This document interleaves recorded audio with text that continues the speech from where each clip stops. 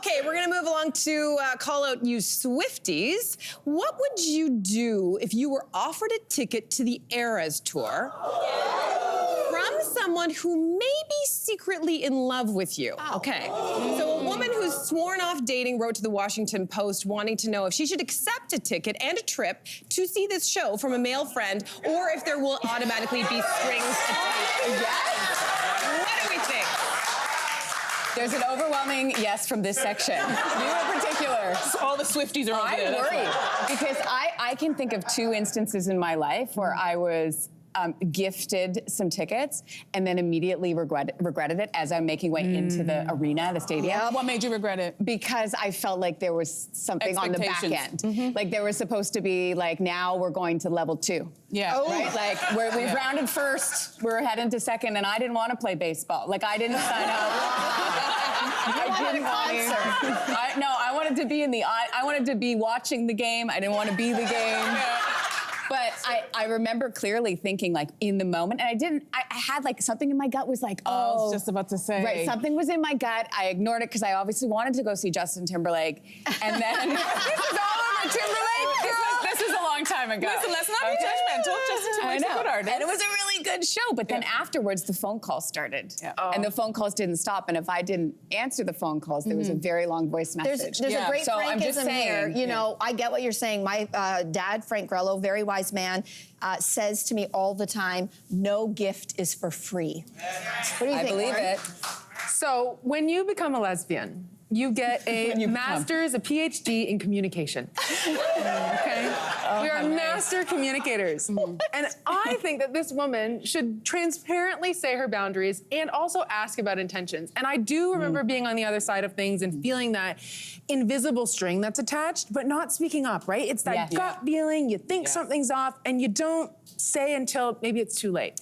I mean, so can we just step back for a second? And first of all, I want to say, let's not assume the worst of men. Can we, for once, in our sure? I think that this is. Thank you, Kwame. Kwame was like there for me. Thank you. Thank you. Thank you. Look at all the men. I think we do need to start to dismantle this idea that straight men are always on the prowl, that they're always expecting. And to your point, it does sound like they've been very communicative. In this case, she said, I'm not interested in dating repeatedly. She said they're also very close friends. He's been given the memo about whatever it is. And if they're both grown adults. So if she wants to take the ticket. Have you ever had a guy come at you? The information to take the ticket. Have you ever been polite by telling a man you're not interested and then he tries again? And you're like polite again, you go, and he tries again. And then you're polite and he tries again. Has that ever happened to you? Because if that's ever happened to you, then you get that gut feeling of like, I know that perhaps he thinks he just needs to push a little bit harder. And then he comes with this very big gift, which is not just tickets to the show, it's a weekend. It's a trip.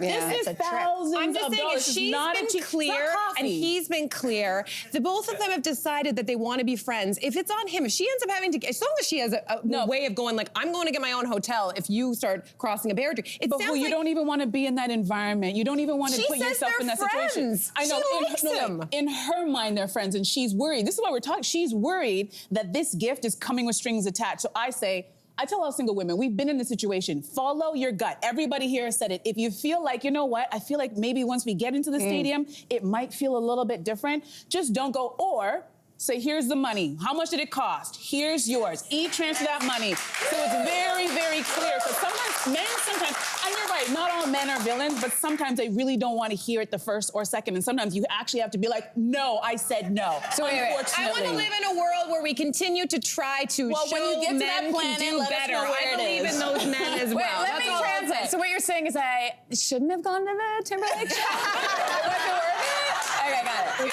Hey, you, come a bit closer. We've got so many more must-see interviews, spicy debates, lifestyle tips, and pop culture moments.